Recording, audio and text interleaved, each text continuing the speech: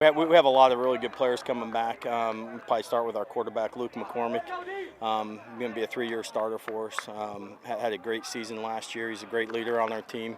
Will Funderburk on the defensive side has played in a really awesome kind of a linebacker core last year, and he's our only returning one. He's a great young man that's really worked hard in the offseason to continue to improve.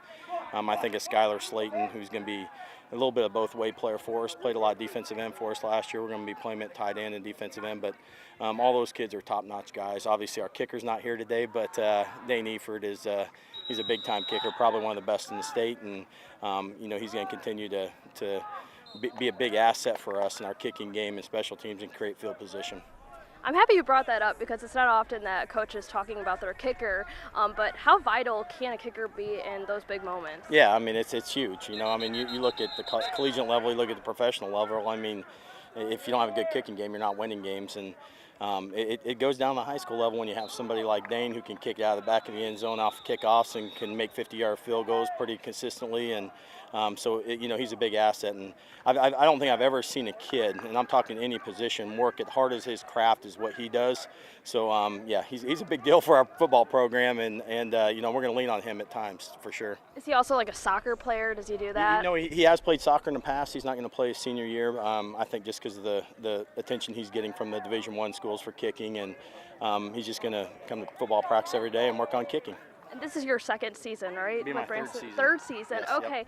So we've seen a big transformation with this program. I mean, back in 2022, they were 1-9, and then last year 5-6, and that was the most wins since like 2013. So how have you been able to develop this team, really hone in on what you want? Yeah, I think the big thing for us, I've been kind of a coach that's been in turnaround situations when I get hired, and when Coach Large hired me in 2022, we did go 1-9, and we're just establishing our culture, and it was different from going from spread to being more of a running team and focusing on defense a little bit more. And the number one thing that we focus on is the weight room, and if we're not strong and physical enough to play on Friday nights, then we're not going to be able to compete. And so our main focus from day one has been weight room development and developing our kids to the highest level.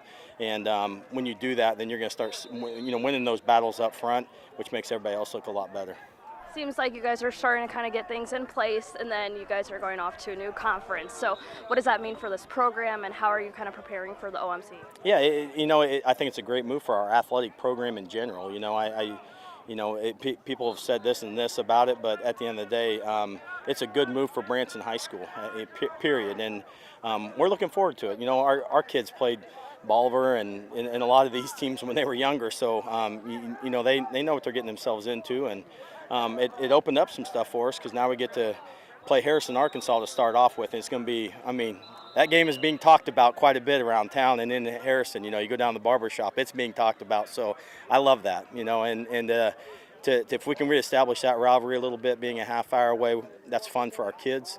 Then obviously week 2 we play Camdenton, which will be a team that lost a couple games last year. We're state ranked all year, and then we get into conference play and have to go to Bolivar week 1, which is going to be a really tough challenge.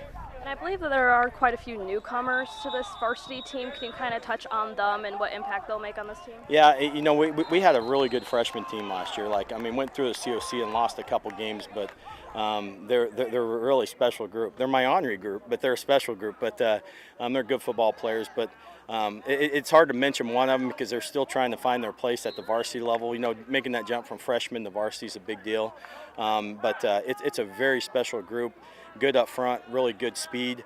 We're really excited about just taking a few of those guys and just developing them and learning the speed of the game. That's why we're here today. Is like you get to play fast. When you're a sophomore and you haven't played the varsity level, this is what these team camps do for you. It's great. It's what we kind of expect at this point, and what the kids expect out of themselves. But you just saw Tegan Asbury, one of the top receivers in the area in a flex bone offense, but he's a big-time weapon for us, and he just made a heck of a catch in this last series. But, our kids just have set really high expectations for themselves.